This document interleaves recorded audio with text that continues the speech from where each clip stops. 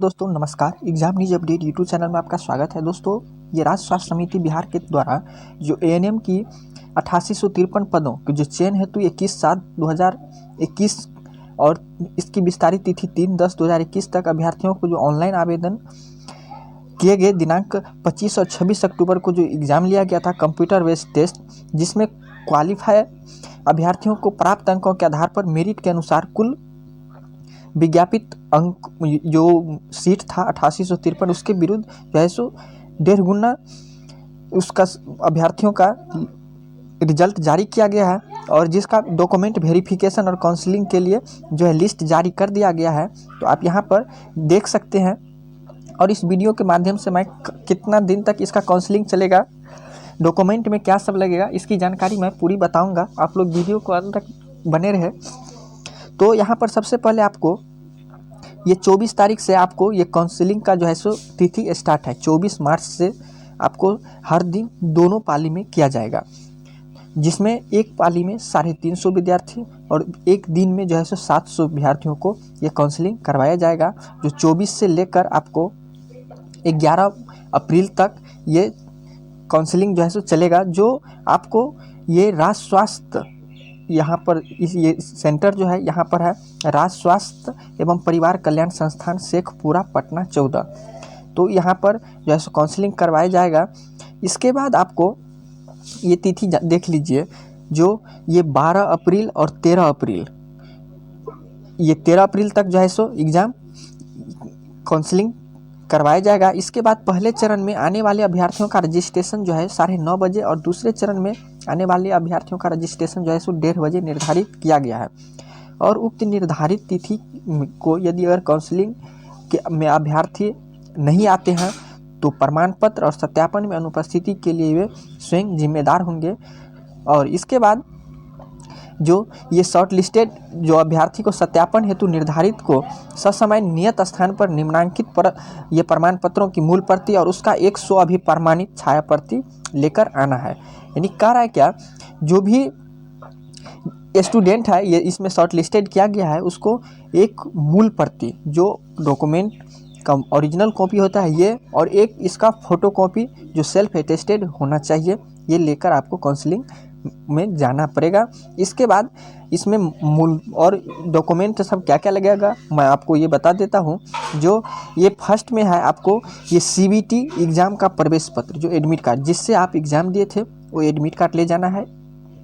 इसके बाद 2 रंगीन पासपोर्ट साइज फ़ोटो, आपको 2 पासपोर्ट साइज फ़ोटो ले जाना है। इसके बाद जन्म तिथि के वेरिफिकेशन के लिए आपको मैट्रिक उत्तीर्णता का प्रमाण पत्र और अंक पत्र भी ले जाना है। इसके बाद एसेंशियल क्वालिफिकेशन से संबंधित डिग्री और अंक पत्र।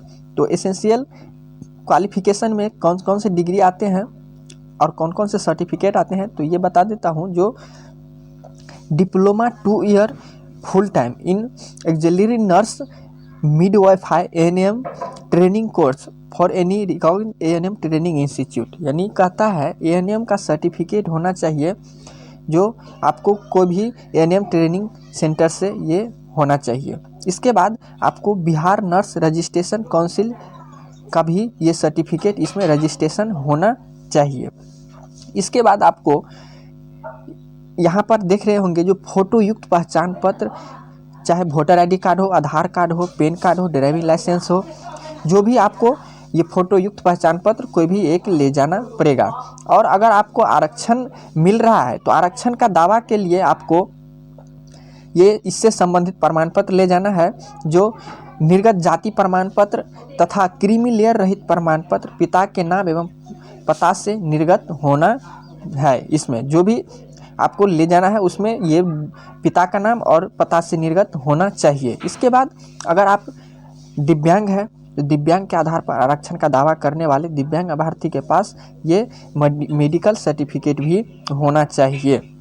इसके बाद अगर स्वतंत्रता सेनानी से ये संबंधित पोता पोती नतिनी नाती के आरक्षण का दावा करने वाले उम्मीदवार को ये भी संबंधित सर्टिफिकेट लगाना पड़ेगा।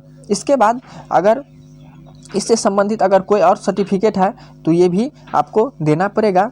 इसके बाद आरक्षण के दावा करने वाले विशिष्ट दिशा निर्देश निम्न प्रकार है। जो आरक्षण का लाभ उन्हीं उम्मीदवारों को मिलेगा जिनका स्थायी निवास बिहार में है, अर्थात जो बिहार के मूलवासी है, और बिहार राज्य के बाहर निवासी अभ्यर्थियों को आरक्षण का लाभ नहीं दिया जाएगा, इसको जनरल कैटेगरी में डाल दिया जाएगा। और अनुसूचित जाति और जनजाति SC और ST के अभ्यर्थियों के लिए जाति प्रमाण पत्र और मूल प्रमाण पत्र, जो मूल निवास प्रमाण पत्र होता है, वो महिला उम्मीदवार के लिए पिता के नाम एवं पता से निर्गत जाति प्रमाण पत्र और निवास प्रमाण पत्र होना अनिवार्य है।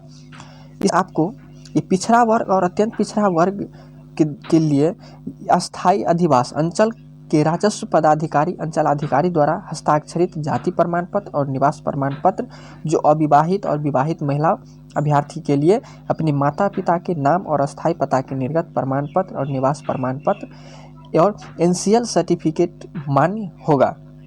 और ये BC और EBC वर्ग के अभ्यर्थियों के लिए क्रीमी लेयर के अंतर्गत नहीं होने पर ये संबंधी घोषणा पत्र आपको विगत 1 वर्ष के पूर्व क्रीमी लेयर रहित प्रमाण पत्र होने पर का होना ये भी अनिवार्य है। और EWS के लिए ये अस्थायी अधिवास अंचल के राज्य सरकार द्वारा अधिसूचित संबंधित जिलाधिकारी राजस्व पदाधिकारी अंचलाधिकारी के स्तर से ये निर्गत आय एवं परिसंपत्ति प्रमाण पत्र भी होना अनिवार्य है।